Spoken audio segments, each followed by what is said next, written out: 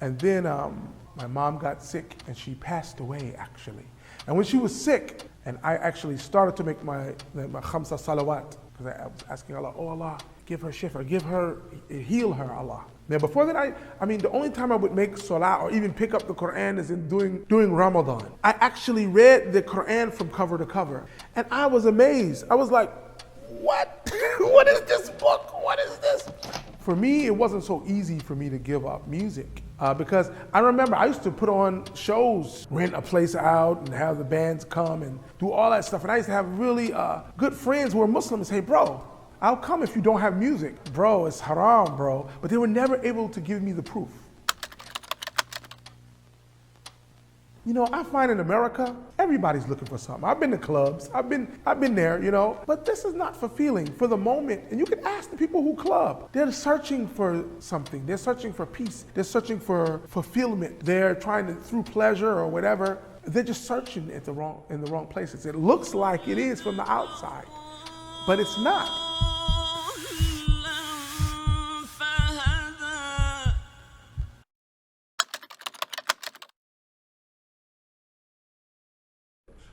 Bismillah wa salatu wa salam ala Rasulullah. My name is Salam. I'm a Muslim. I'm an American. I am a composer. I'm a singer. I'm a teacher. I'm a husband. I'm a father, alhamdulillah. And I'm just a really kind of a basic guy too, you know. Just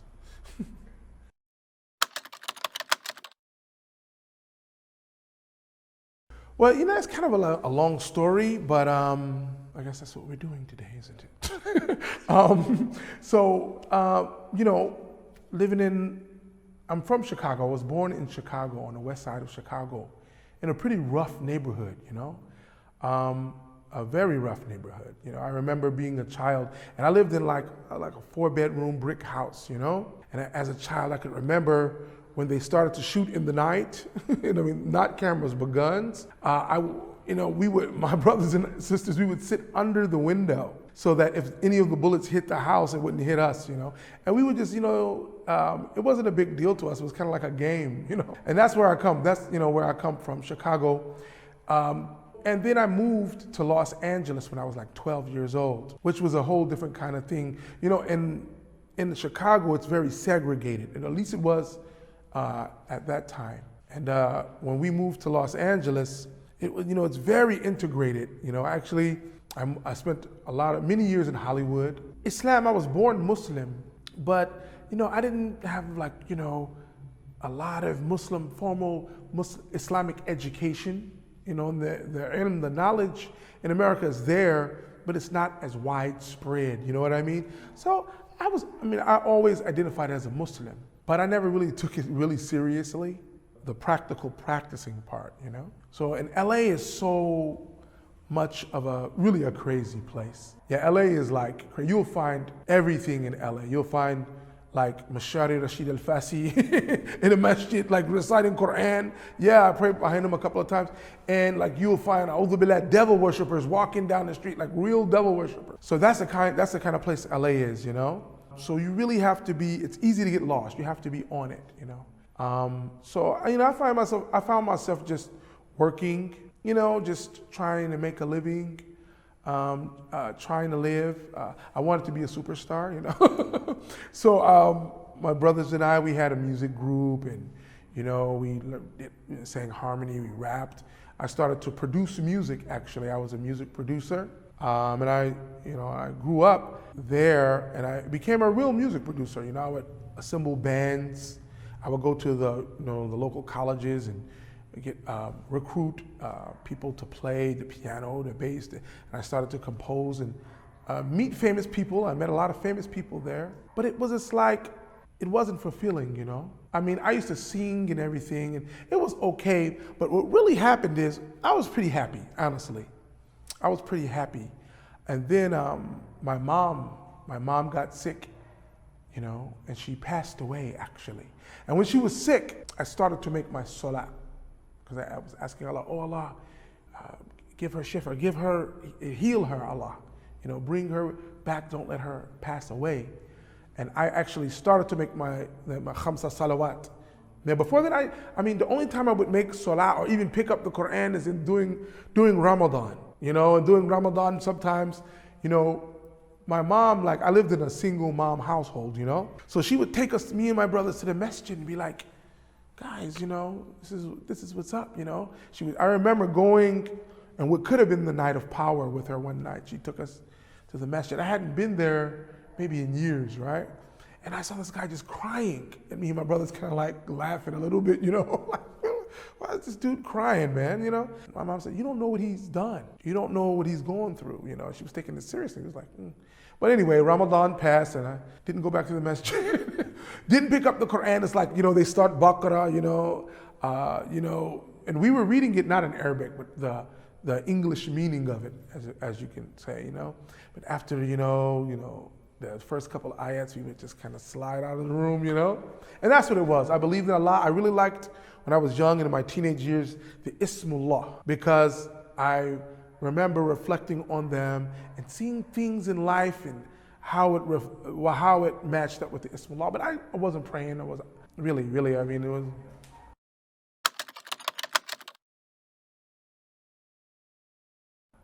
Yeah, I mean, like, politically on the world stage, you say, oh, America opposes Islam.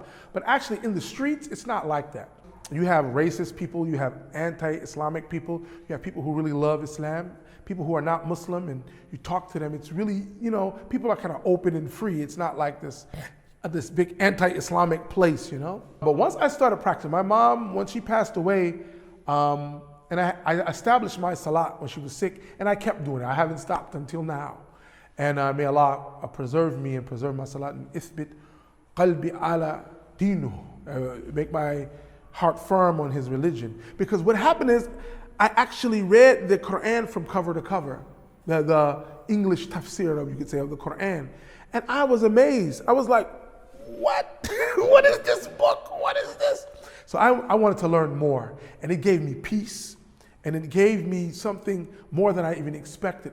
Because once my mom died, my heart was broken. But it not only mended my heart, it gave me just purpose in life. I was like, wait a minute, I gotta learn Arabic, okay? I gotta learn. So I went to the JC, the junior college. I started learning Arabic. At that time, I only knew 3 surahs. Like I knew sort of Al-Fatiha and like the Quls, like 3 or 4 surahs. Then I started learning Arabic, you know, and I learned Arabic, and then I started to read the Quran. I got through it a couple of times during Ramadan. I started practicing Islam, and it was like I became happier. But I saw myself as regular. I mean, I didn't have a beard, you know. I'll grow my beard out. Why not? But people started to look at me like, dude, you've changed, bro. You're different. You know what I mean? And I'm like, I don't feel that different. I feel like more relaxed and more confident. But you know, I look in the mirror and say, I am different. But then the environment started to feel like I can't live here. I remember taking an Arabic class at a college there in California. And I was like, I remember making wudu, you know, we had a break, I'm making wudu, and I'm look in the mirror and I'm seeing gray hairs, you know what I'm saying?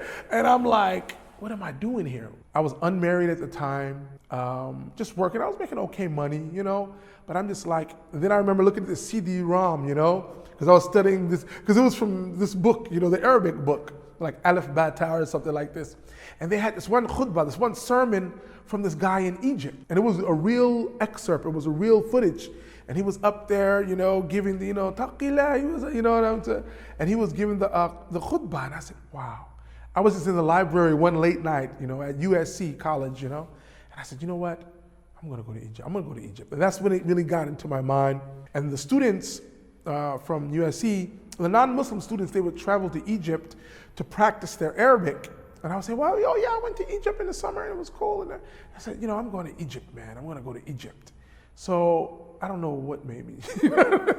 I was like, because Egypt was like, at the time, it was before any kind of unrest and everything. And I was like, this is the place where I can go. It's, you know, I can learn. Because actually, many people in America who, you know, study Arabic and study Islam, they know that Egypt is the center, one of the centers of learning in the world. You can come here from really knowing nothing, and you can memorize the whole Quran. You can get a handle on the language. You know what I mean? So this is a great place to learn. So I came here. I just was like, I made plans to come here. None of them worked. So I said, you know what? I said, next time I get my check, I'm gonna buy a ticket. So I bought a ticket. I bought a ticket to Egypt, and I said, I'm just gonna try it. I made Umrah, and so I was just like between Egypt and Saudi. At first I came to Egypt, then I went out to Saudi. I stayed there for like a month. And then I decided, to come back to Egypt. And I've been living here ever since, really. Yeah.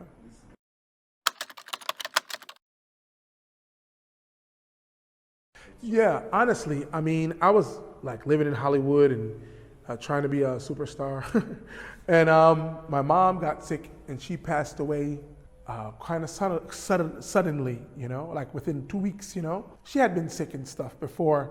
And at this time, I needed something.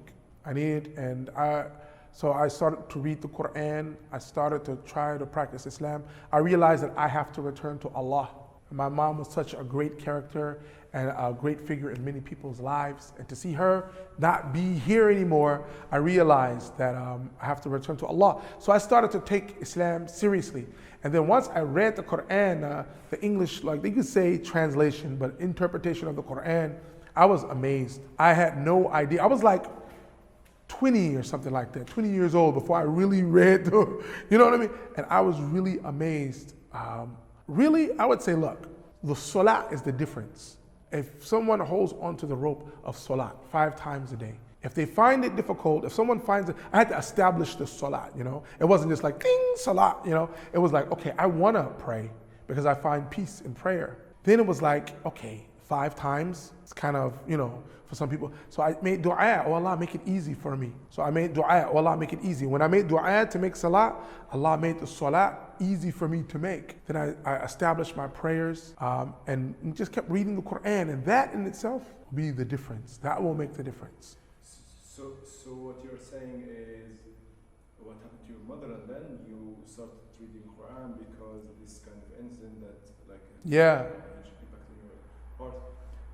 But okay, there are so many people that will get into the same situation as yours, but they don't get the change. What's it? I ask myself this sometimes. Allah, man yahdillahu fahuwa muhtad. Whoever Allah guides, he's guided. So it's not because of me or my mom. It's just because Allah is al-Ghafur. He is the forgiving. Allah is al-Rahim. He is the merciful. This is it. It's not because of me or my mom, or Allah decided to guide me. Allah is al-Hadi. He is the guide, And that's what it is. Simple as that. I could have done drugs, or I could have just hit the nightclub scene hard. But honestly, I find in America, everybody's looking for something. I've been to clubs. I've been there, But this is not fulfilling for the moment. And you can ask the people who club. They're searching for something. They're searching for peace. They're searching for fulfillment. They're trying to, through pleasure or whatever, they're just searching in the wrong places. It looks like it is from the outside, but it's not. Even like right now, even I make nasheed songs, you listen to nasheed and it's fun and it sounds great and it gives you a good idea and it can even motivate you when you're working out, but it doesn't get to the core of you. It doesn't, like the Quran, This Quran, the words of Allah subhanahu wa ta'ala and the guidance of Allah. And Allah subhanahu wa ta'ala, having Allah in your life. And this is peace. I never found any peace like I found praying. You know what I'm saying? I'm very interested in what you were thinking at that time. Yeah, it's very interesting because we know, it's like I was always a Muslim. If somebody, even when I wasn't praying, if somebody said, are you Muslim? I say, yeah. You know what I mean? I always believed in Allah. I never associated anything with Allah subhanahu wa ta'ala. I was born a Muslim. I remember when my dad was there. He's back though, by the way. But when my dad was there, when I was really small, he wasn't there. When I was 7 or whatever. And I'm just hooking back up with him this year in my 40s, right? But that's another story. But so I was always Muslim. The thing is, when hard times and hardships come, then it tests us who we really are. And really, man, it's like when anybody needs help, they will go to Allah. Even if somebody's in their car and they're a non-believer, they're not Muslim. Oh God, God help me. They're going down in the plane, oh God save me, you know? It's a matter of when you get back on solid ground, what you're gonna do. So, I mean, I always believed in Allah, you know, and I always wanted to be a good person. But I never thought, you know, that I never really took it seriously. That's the issue, before tragedy really struck. But once the tragedy brought me to the Quran, that's really, you know, I think the thing is the Quran. That's what really brought me into practicing Islam, and that's what keeps me practicing Islam, honestly. The Quran, reading the Quran, it's like every ayat, you read those ayats and you're like, okay, well, who is this from? Okay, disprove this. Get any lawyer, any judge, anybody. The Quran is the strongest word on the planet. If you want to bring it to any kind of forum and debate it, come on, let's do it. And if a layman like me can say, well, what is this about? Well, explain the embryology in the Quran. I mean, could you do that for me? Because, like, you know, you had some things from people before, but it never matched the Quran. Explain the astronomy in the Quran. Explain the psychology, the sociology, and the layers of this magnificent book. Explain. And not only that, when you put all of that, all those ologies aside, the mutama'in, the calmness it brings to the heart, and the guidance it brings, and when you see this guidance in your life, and you see good things happen with patience, prayer, fasting, when you do those things and you see real results. And that's what I tell people. And then now I'm at the stage where it's like, you know, Allah gives joy in the heart, joy and love in your own heart. Even if you have a wife and she's right next to you, you both could either be happy or sad. It happens, it's an internal process, you know what I mean? So to put that joy in your heart, you can't. No one has that ability to just be happy all the time. And no one Muslim is happy all the time, but generally in your life, be happy and find even peace even through hardship. It's like you go to Allah, you know what I mean? And you go to the prayer, and you go to the fasting, you go to the Quran, and you try and you beg Allah. You can have anything you want. If people knew that, I mean, you can have, it's limited, but if you don't find what you want, you find something better, you find guidance, you find a way. Practice Islam. Believe La ilaha illallah. Because Allah, we know everything comes from Allah. And all blessings come from Allah. But Muhammadur Rasulullah, how do we practice that? We practice Muhammad sallallahu alaihi wasallam. We practice the teachings of Muhammad, peace be upon him. Because he shows us how to do what Allah has commanded us to do. Then we make our salah to remember Allah. What we remember, we do. You know, you got them songs, you know what I mean? I'm listening to this rap, I'm like, smoke them, kill them, then I'm gonna be like, as soon as somebody push me, I'm gonna be like, smoke them, kill them. Because I'm making dhikr of that stuff. But if I'm making dhikr of Allah subhanahu wa ta'ala, then I'm gonna be like, I'm gonna be hesitant to do smoke them, kill them. You know what I'm saying? And prayed, Allah is telling us for our benefit. He gives us a choice to do it or not. And then, you have your fasting. This is super important. Ramadan rolls around, you have Muslims who are like, and especially in America, you'd be like, it's not that important. You're not trying to be a bad person. It's just like, a month is a long time. But what it gives us is the ability to abstain. If someone is a smoker, they can't smoke in the day or they break their fast. So you say, well, I can stop smoking in the day, I can stop smoking in the night. If someone's doing drugs, even if they're doing drugs, they say, well, I'm gonna fast. Smoking weed, I'm gonna fast. At least in the day. Wait a minute. I can fast. If I can do it in the day, I can do it in the night. I can stop this. Even if they're in bad relationships, evil relationships, sexual relationships, hey, I can stop this. And it's empowering. Allah subhanahu wa ta'ala, He kind of gives you the power in this ajl musamma, in this short period of time. And you know that, hey, I can do this. And wow, I fasted all Ramadan. Wow, I could take back control of my life, inshallah.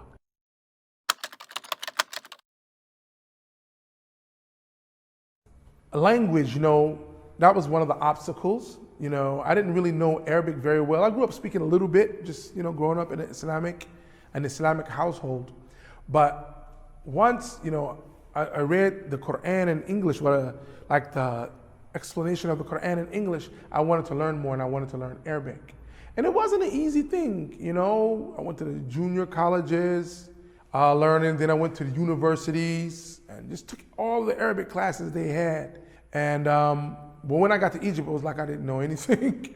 But it's just a gradual process, year after year, just reading and just reading. You learn to read by reading. So just reading. Once I got through the Quran once in Arabic, I was like, yeah, and I just kept doing it and doing it. And then I was able to, every Ramadan, just get through the Quran for the most part, and not all the time, you know? So that was an obstacle, the language, but it's a gradual thing. Let it be a gradual thing. You know, you first learn the things you must learn, like how to make your salah in Arabic, and also knowledge, like knowing the correct knowledge from incorrect knowledge. Because when you're eager, I'm a new Muslim, yeah. Then the guy comes and he just has a beard, so he must be a sheikh. You know what I mean? He must know everything that there is to know about Islam. So you can listen to him, but you don't know. I didn't know how to verify. I didn't know what an isnad, a chain of hadith was. I didn't know how fatwas were. How did they come up and make a fatwa? I didn't know this stuff. So people from, you know, just could tell me anything, and if they were nice, I would believe them. You know what I mean? So I was like, you know, until I took some classes, some college fiqh classes and aqidah and stuff like that. So I would say people should take classes.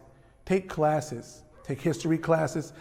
Take the seerah classes. Take the creed, the aqidah classes. Take fiqh classes and understand, you know, the difference. But what is the difference between a Shia and a Sunni? What is the difference between a Sufi and whatever? You know what I mean? Whatever, you know what I mean? And know the difference, because that's important. So that was something that was also a challenge. Yeah, I mean, like music. I used to love music.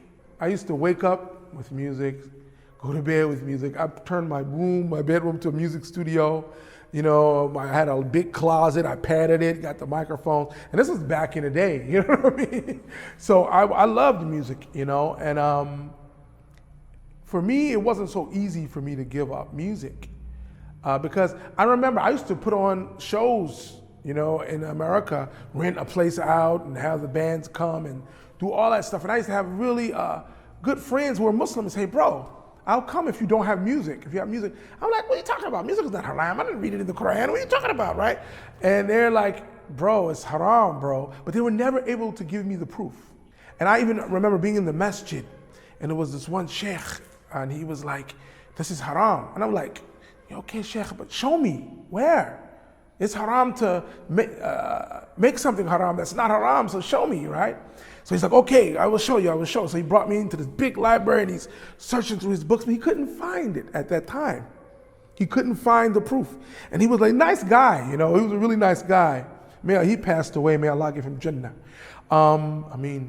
So I thought like, okay, they're saying it's haram, they haven't given me the proof, you know, but I'm a little scared because if it is haram and I'm doing it, then I'm making a big mistake. You know, so I was like, So I started to do some nasheed just with voice, and then some with just everything, and then I came to Egypt, and I started to do television out here because, you know, some brothers invited me on a show, and when I was on the show, I received the dalil. I received on air, and they were like, these were the lahw al-hadith. They talked about that, and then they talked about some tafsir of this ayah, and they were talking about istihalal. You know, people try to make things halal, and some of the things they said in the last day, the people would try to make halal would be khamr, alcohol, and in that they mentioned a few just totally haram things, and they mentioned music in the same group of a sahih hadith. And I said, wait. And I didn't say nothing. I was just like, yeah, I'm on air, you know. And after that, I just said, you know, I'm good on music, you know, because now I have but I traveled all the way here and went live on a TV show before I got the proof. So that was another challenge.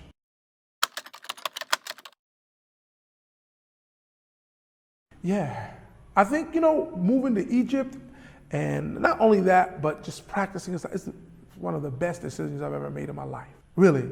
Why? Because when I moved to Egypt, I didn't know what it was going to be. I never really was outside of America other than Mexico and, like, you know.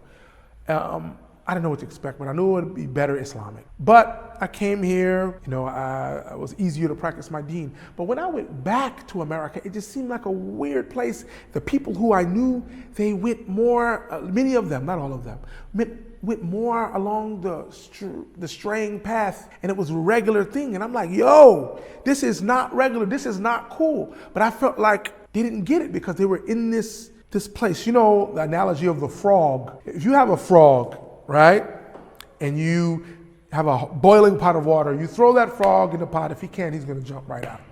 He's probably gonna get burned, but he might not die, okay? And then you got, you know, but if you get a frog and you put him in a pot, get a frog and put him in a pot of cool water, nice water, and then you gradually increase the heat, that frog will stay in that water until it's boiled. Well, America is increasing in heat, and all the people who are staying there, they're growing accustomed to this heat. Well, if you get out the pot, you don't want to jump back in because you know it's boiling. And that's how I feel. That's how I feel about it.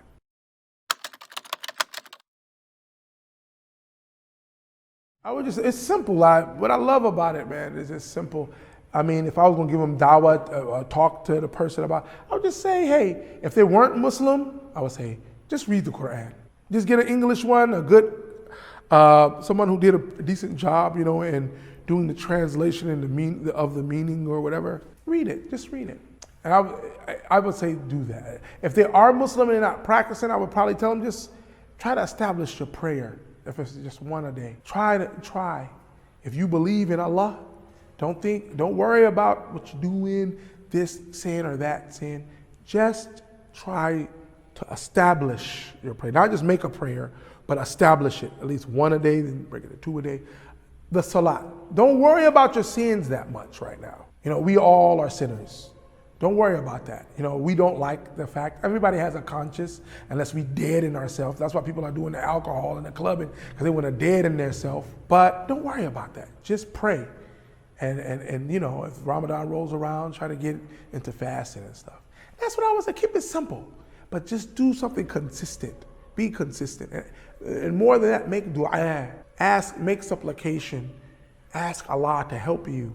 Ask Allah to guide you. Ask Allah to help me. You know what I'm saying? Ask Allah to guide me. And ask Allah. That's where it begins. Even if somebody's not making their salah, they're not reading the Quran, just, you know, Allah is always there, and ask Allah. Ask Allah. Ask Allah to help you.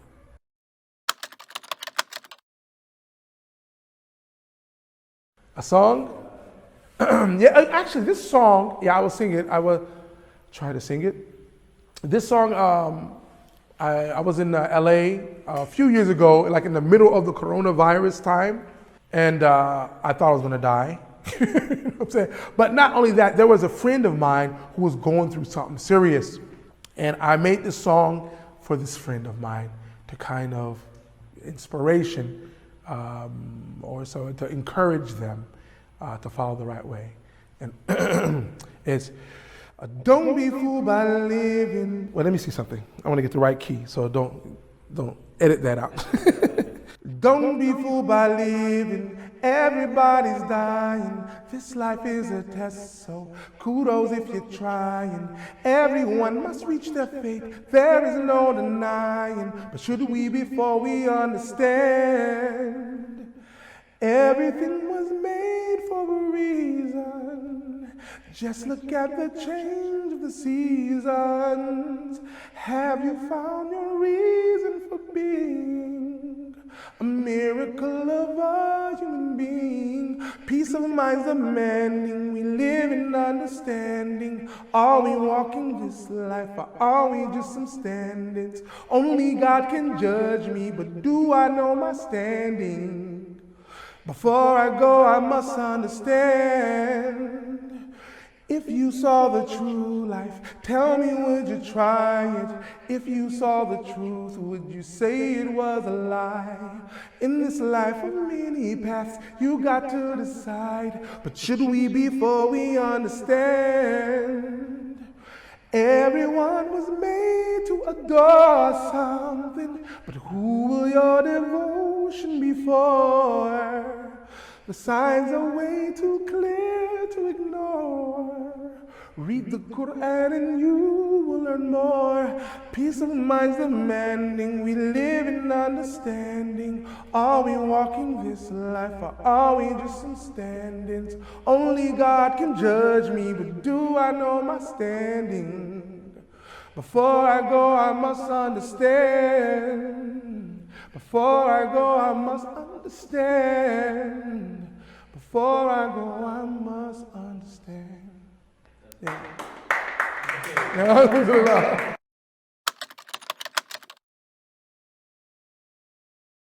Yeah, well, it was a couple of ayats with the same theme, and you could tell me, and so I will tell you like the meaning. Okay, because it talks about when the angels take the life of someone in sin, and they ask them, "What state were you in? Couldn't you?" And they said, I was a zalim. It was zalim ala nafsuh.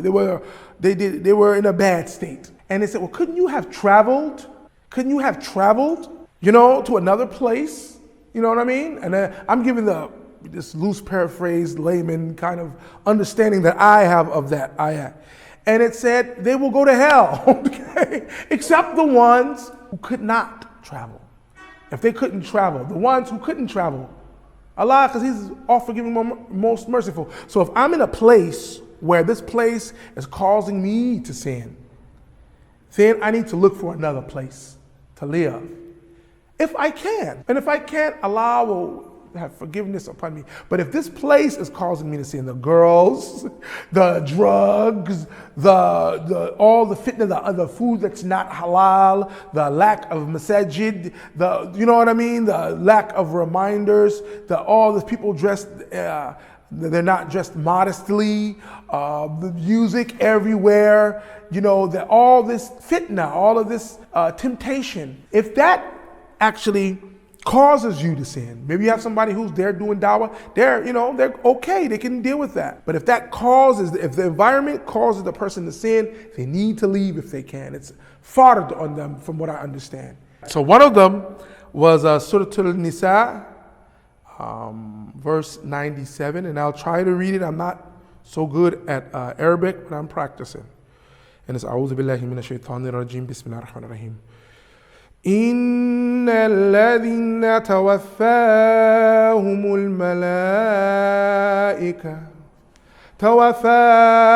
الملائكة ظالمي أنفسهم قالوا فيما كنتم قالوا كنا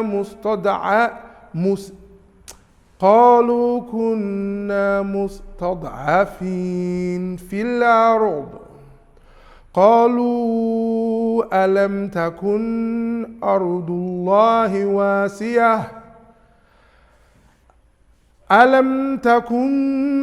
الله واسعة فتهاجروا فيها فأولئك مأواهم جهنم وساءت مصيرا. That kind of scared me, so I bought a ticket.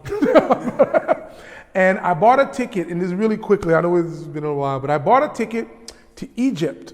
I said, I'm going to go to Egypt, and I had some money. I cashed in my 401k, and I cleansed it from all the haram stocks and all that stuff. Cashed it in, and I got here like a couple of months before Ramadan. I said, if I could just make it to Ramadan, I'll be good. I'll make dua. I'll carry me through the rest of the year. I'll catch Laylatul Qadr, and it'll carry me through the rest of the year. And but it was crazy. When I bought a ticket, it was in 2010, and it was a volcano in Iceland, if you look at the research. And I was going through London. I was going through the UK, and they grounded all the flights. So I'm like, Allah, I bought the ticket. I already bought the ticket. I broke myself, Ya Rab. So I got up. I started getting up in the night, man, and just praying, bro. A couple of days before it was time for me to travel, they let the planes fly. And I came to Egypt, and I had a flight from Egypt to Saudi because I wanted to make Umrah. So first I came to Egypt, But my flight was actually delayed from the volcanic ash. You know what I mean? And I was delayed, but I just got on a flight to make Umrah. And that was really, when I made Umrah, that was the beginning of me really, I feel like a real positive change in my life. Zamzam, the Safa, going to Safa and Marwa and praying to Allah and making those dua, asking Allah to give me a righteous life, a righteous wife, you know what I'm saying? And Allah did, from what I see. And I'm just grateful, I'm really grateful.